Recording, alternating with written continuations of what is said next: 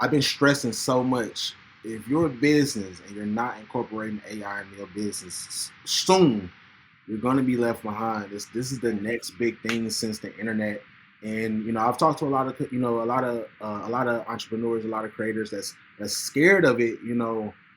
But we have to get ahead of it. We have to understand it. We have to, even if we don't understand it or have the time, we have to put people on our team that understands it, and figure out Mhm. different ways.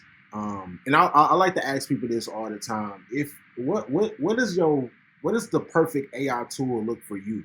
What function would your perfect AI tool do Yeah. or help you? I think for us, it would in some fashion or some form connect back to how people experience wines, like how they kind of how they identify their palate, right?